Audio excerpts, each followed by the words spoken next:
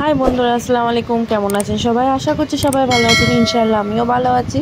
আজকের রেসিপি কি জানেন? আজকের রেসিপি হচ্ছে ইলিশ ভাপা।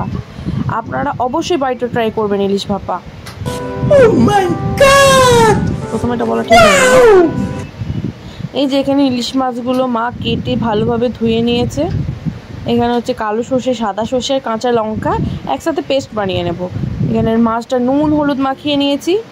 এই যে কালো সর্ষে, সাদা সর্ষে আর কাঁচা লঙ্কার পেস্ট, এর মধ্যে সামান্য নুন হলুদ দিয়ে ওটাকে ভালো করে মাখিয়ে নিতে হবে হাতের সাহায্যে। দিয়ে ইলিশ মাছগুলো দিয়ে দিতে হবে সাজিয়ে সাজিয়ে টিফিন বাটির মধ্যে। দেখতেই পাচ্ছেন আমি এখানে টিফিন বাটি নিয়েছি। এই যে মা দেখুন কিভাবে মাখিয়ে মাখিয়ে নিচ্ছে, আপনারা এভাবে ট্রাই করবেন। এর মধ্যে দিয়ে দিতে হবে সর্ষের তেল। এটা অবশ্যই সর্ষের তেলে রান্না করার চেষ্টা করবেন, কারণ আমরাও সাদা তেল খাই, কিন্তু সর্ষের তেল আজকে নিয়েছি কারণ এই রান্নাটা সর্ষের তেল করলে বেশি ভালো হয়। তারপরে কাঁচা লঙ্কা চিড়ে নিয়ে মাছের গায়ের ওপরে সব সাজিয়ে সাজিয়ে নিয়েছি। আর ওই যে ইলিশ মাছের খানিকটা তেলও ডিমও ছিল, সেটাও নিয়ে নিয়েছি। সামান্য একটু জল দিয়ে নিয়েছি।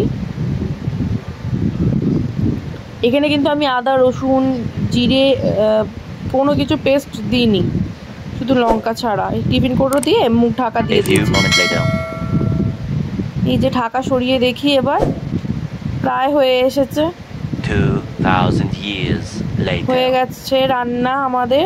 চলুন দেখা যাক কেমন লাগে। এই যে কি সুন্দর লাগছে দেখতে, যতটা সুন্দর লাগছে তার থেকে খেতে 100-এর মধ্যে 100 হয়েছিল, মানে এত ভালো হয়েছিল। আপনারা বাড়িতে অবশ্যই ট্রাই করবেন। আমি প্রথমেও কিন্তু বলেছি এটা ট্রাই করতে বাড়িতে, আর এখনও বলছি বাড়িতে ট্রাই করবে। আমাদের ভিডিও যদি ভালো লাগে একটু লাইক কমেন্ট শেয়ার করে দেবেন, সাবস্ক্রাইব অবশ্যই করে দেবেন।